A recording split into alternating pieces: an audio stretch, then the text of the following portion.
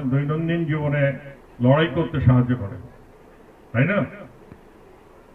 ভালো করে তাকিয়ে দেখবেন, আমাকে দেখবেন, আমি 8 দিন ধরে এখানে আছি, আমি বাইরে প্রায় 1 মাস 1.5 মাস ধরে আমি ঘুরে বেড়াচ্ছি পিঠে বেল্ট লাগিয়ে, ইনসুলিন নিয়ে। কিন্তু আপনারা বলুন, আপনারা দেখেছেন কয়দিন আমি আমার শরীরের গল্প আপনাদের করছি, ইনসুলিনের গল্প করেছি, ডাক্তারের গল্প করেছি? করিনি, করিনি, করার দরকার হয়নি। আপনারাও এটা মনে রাখবেন যে দেহের ব্যাপারে এর মধ্যে ভগবানকে জড়িয়ে আনবেন না। বারবার বলছি, জাগতিক ব্যাপারে ভগবানকে জড়িয়ে আনবেন না। আমরা গল্প শুনছি, আমার প্রত্যক্ষ আমার জীবন আপনাদের সামনে দাঁড়িয়ে আছে। আপনি দেখে আসবেন আমি কত একটা কেস পড়ে থাকি, নাহলে ডাক্তার বলেছে বেশিক্ষণ বসবেন না, কোনো কোনো সময় এরা বলে 1.5 ঘন্টা হয়ে গেছে উঠে দাঁড়াও, কিন্তু আপনাদের বুঝতে দেয়নি। বুঝতে দেওয়ার প্রশ্ন না, আপনারা যারা কষ্ট না পান। কিভাবে আমি আধ্যাত্মিক জগতের সমাধান করব? আমার নিজের জীবনের ঘটনা বলছি। আমার মা মারা যাওয়ার পর, মায়ের শ্রাদ্ধ শেষ হওয়ার পর 2 দিন পরে আমার এক প্রিয় বোন মারা যায়। খুব প্রিয় বোন, যে জানতো আমি ভগবান, সে মারা যায়। তখন কোনো ভক্ত এসে আমাকে এসে বলে যে ভগবান, আপনি সবসময় ঈশ্বরের কথা বলছেন, ঈশ্বরকে নিয়ে আছেন, আপনার জীবনে এরকম ব্যাপার কেন? আমি তাকে উত্তর দিয়েছিলাম, এর মধ্যে ভগবানকে জানাবে না। আমার বোনের মৃত্যুর সাথে ভগবানের কোনো সম্পর্ক নেই। আমার বোন মারা গেছে, আমি কষ্ট পাচ্ছি, আমি কাঁদবো, তুমি এর মধ্যে ভগবানকে ডাকবে না। আমরা যেন এটা মনে রাখার চেষ্টা করি। এটা এটা জানতে শুধু লেকচার না, একজন মানুষ কিন্তু করে দেখিয়ে গেল।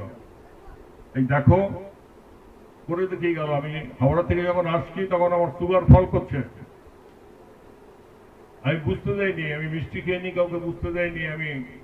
এবং আগামীকাল চলে গেল, আপনারা অনেকে বুঝতেই পারেননি যে আমার শরীর মাঝে মধ্যে খারাপ হয়েছে, ঠিক হয়েছে, কিন্তু আমি বুঝতে দেইনি। আমি আপনাদের ডাকে এসেছি।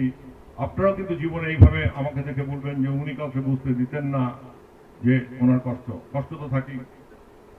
আমি দুটো গল্প বলছি আপনাদের সমস্যার সমাধানের জন্য, আপনারা গল্পগুলি জানেন। আজকে কিছু দেশাত্মবোধক গান, হোলির রং খেলা হলো, রং খেললাম এই জন্য, যদিও বা আপনাদের মনে আমাকে ভুলে থাকার আকাঙ্ক্ষা থাকতো যে উনি চলে গেলে আর দরকার নেই সব ঝামেলার, কিন্তু রং হাত দিয়ে লাগিয়ে গেছি, এই রঙের দাগ ওঠানো আপনাদের পক্ষে মুশকিল হবে আমার মনে হয়।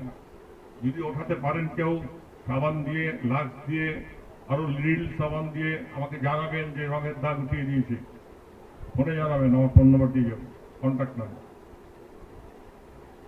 দুঃখকে জয় করার উপায় একমাত্র হচ্ছে দুঃখকে মেনে নেওয়া। হ্যাঁ, তুমি এসো আমার কাছে, আমি তোমাকে গ্রহণ করছি। আমরা বুদ্ধদেবের গল্প জানি, সবাই জানি। বুদ্ধদেবের কাছে এক বিধবা ভদ্রমহিলা এসেছিলেন, কাঁদতে কাঁদতে এসেছিলেন যে আমার একমাত্র 25 বছরের ছেলে মারা গেছে, আপনি একে জীবিত করুন, আপনি একে বাঁচিয়ে তুলুন। বুদ্ধ, যিনি গৃহত্যাগ করেছিলেন জরা ব্যাধি মৃত্যু দেখে, কিন্তু জরা ব্যাধি মৃত্যু কিন্তু পৃথিবীর থেকে থামেনি। এখনো বৃদ্ধ হয়, এখনো কষ্ট হয়, এখনো মৃত্যু হয়। তাই বলে কিন্তু আমরা সবাই বুদ্ধ হয়ে যাই না, ঘর থেকে বেরিয়ে যাই না, এখনো কিন্তু সেই জিনিসই চলছে। আমরা বেরিয়ে যাই না। বুদ্ধ বেরিয়ে গেছিলেন বলেই তিনি জ্ঞানী, তিনি তার গল্পটা আজকে এত বছর পরও আমরা বলছি। তিনি তখন সেই অল্প, ছোট্ট করেই বলছি, অল্প সময়ের মধ্যেই তখন তিনি বললেন ভদ্রমহিলাকে যে আমি বাঁচাতে পারি না।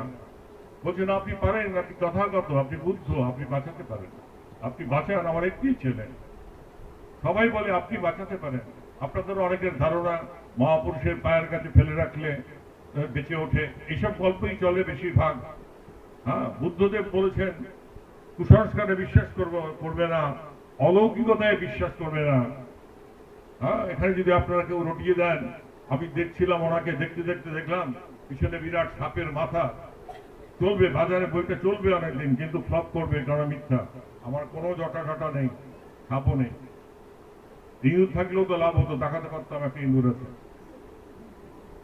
তো বুদ্ধ তাকে বললেন যে ঠিক আছে, আমি তোমার সন্তানকে বাঁচিয়ে দেবো, তুমি একটা কাজ করো। গল্পটা আপনারা বলবেন আমরা জানি, জানেন না, শুনেছেন,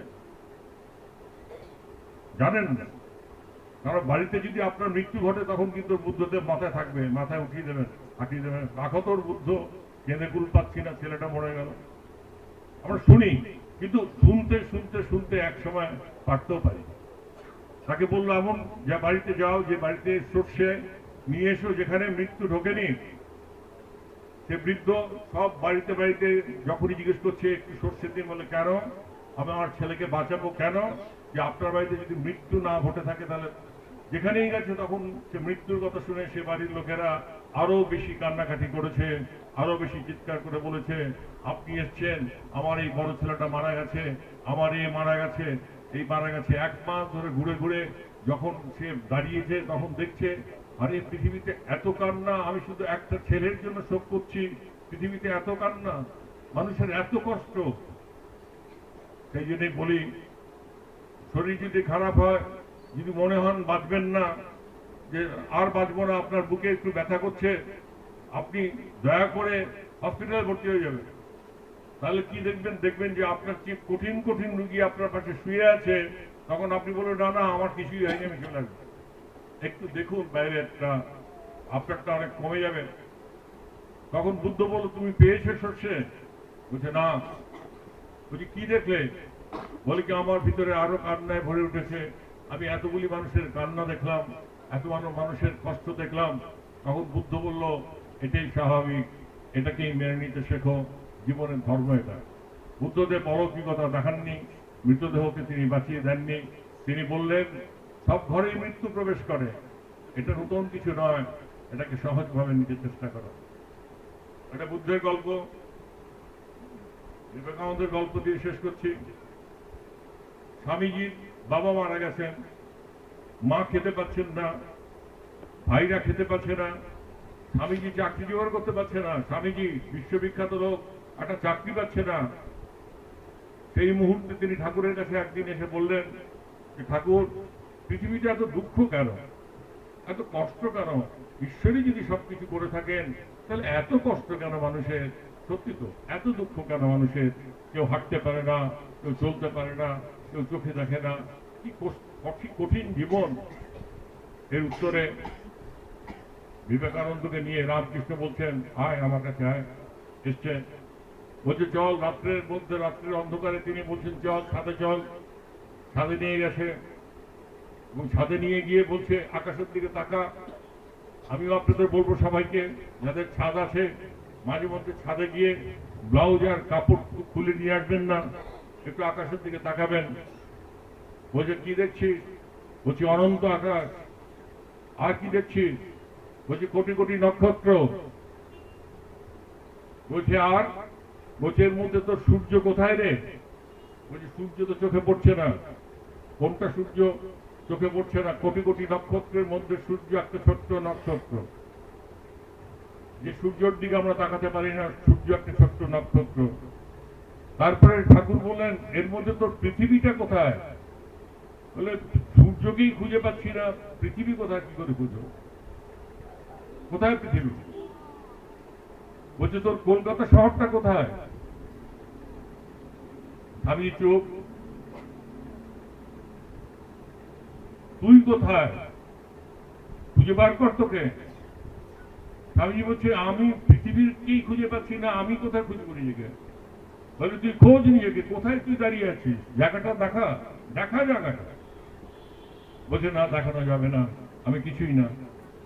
বলছে তুই কিছুই না? বলছে হ্যাঁ, অনন্ত ব্রহ্মাণ্ডের মাঝখানে আমি কিছুই না, আমার অস্তিত্বই নেই, আমাকে দেখাই যাচ্ছে না। এটা বোঝা গেল না? বোঝা গেল না? আপনার আকাশের দিকে তাকালে বুঝতে পারবেন। আকাশের দিকে তাকালে এতগুলো লোক আমাকে মালা দিল, ফটো তুললো, সবকিছু করলো। কালকে যখন আমি গাড়িতে উঠবো তখন দেখা যাবে একটা লোকও আমাকে চেনে না। কলকাতা শহরে হাওড়া স্টেশনে যখন নামবো একটা লোকও আমাকে চেনে না। এই হচ্ছে আমার পরিচয়। এখানে আমি মাতব্বর সেজে, আমি বিরাট গুরুদেব, আমি যাচ্ছি। আরে এই তো এই মাতব্বরই। তখন বলছে তাহলে তোর সুখ দুঃখ কোথায়? তোরই যদি অস্তিত্ব না থাকে তাই তো সুখ দুঃখ কোথায় রে? এটা সমাধান। যখনই মনে দুঃখ হবে আকাশের দিকে তাকাবেন, ছাদে উঠবেন, নিজের ছাদ হলো অন্যের ছাদে উঠে আকাশের দিকে তাকিয়ে নিজেকে খুঁজে পাওয়ার চেষ্টা করবেন, দেখবেন আপনার কোথাও আপনার অস্তিত্ব নেই। সুতরাং তখন ভাববেন আমারই অস্তিত্ব নেই, আমার পেট ব্যথা, আমার ছেলে আমাকে মানে না, আমার স্বামীর সাথে আমার বনিমনা নেই, এগুলো কোনো ব্যাপারই থাকবে না। তখন মনে মনে হাসবেন যে এটা সমাধান। তিনি কবজ দেননি, তিনি তাবিজ দেননি, আর তিনি বলেছেন যা মায়ের কাছে যা। এটা আমরা করতে পারি, মায়ের কাছে যা, মায়ের কাছে গিয়ে চা, মায়ের কাছে কি চাইতে গেলেন। আর ঠাকুর মনে মনে বলছেন ও যেন সংসারের জিনিস না চেয়ে বসে। ঠাকুর শেখাচ্ছেন মনে মনে। বিবেকানন্দ চাইতে গিয়ে পারলেন না, বিবেকানন্দ চেয়ে বসলেন আমায় বৈরাগ্য দাও, আমাকে জ্ঞান দাও। আমরা আর কিছু বুঝতে না পারি, আমার ঠাকুরের কাছে বসে, আমার ঈশ্বরের কাছে বসে আমি তো বিবেকানন্দের মতো এই প্রার্থনাটা রোজ করতে পারি জপ না করে, আমাকে বৈরাগ্য দাও, আমাকে জ্ঞান দাও। পারি কিনা? কঠিন লাগবে? আমি একটা আমার দেশের দেশাত্মবোধক গান আমার খুব ভালো লাগে। আমি কালকে চলে যাব, আমার মনটাও খারাপ থাকবে। আমরা এই গানটা একটু শুনবো। এই গানটা আমার ছোটবেলা থেকে ভালো লাগে। আমি দেশকে ভালোবাসি, আমি ভারতবর্ষকে ভালোবাসি। আমি বিদেশে গেছি, ওরা আমাকে বলে তুমি থাকবে, আমি বলছি না না, আমার দেশের মানুষ আমার কাছে অনেক সুন্দর, আমি কোনোদিন যেতে চাইনি। আমি বলছি না না, বিদেশে আমি যাবো না। ওরা নিয়ে গেছে। তারপর থেকে আরও দেশের প্রতি ভালোবাসা আমার বেড়েছে। দেশকে আমি ভালোবাসি। আমি আমার মাতৃভূমি দেখে এসেছি, বাংলাদেশ। সুতরাং এই ভালোবাসাটা কিন্তু আমার ভগবানের সাথে সাথে দেশের প্রতিও আছে। এখানে প্রতিটি মানুষ ভালো থাকুক, প্রতিটি মানুষ সুন্দর থাকুক। কত সুন্দর জিনিস আমাদের দেশে আছে, আমাদের বাইরে যাওয়ার কোনো দরকার নেই, আমরা এটা জানি না। এই গানটা আমার খুব ভালো লাগে। আপনারা আমার জন্য এটাকে অ্যাকসেপ্ট করুন, এবং যারা যারা গানটা জানেন একসাথে গান গান। খুব প্রিয় গান বিএল রায়ের গান, ধনধান্যে পুষ্পভরা। আমার গানটা খুব ভালো লাগে।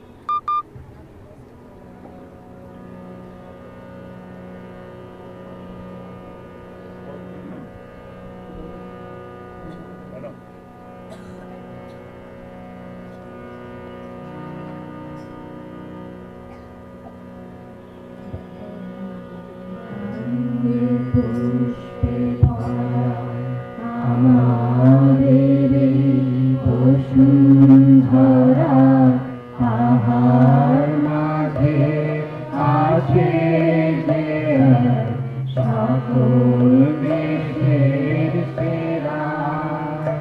তুমি স্বপ্ন দিয়ে তৈরি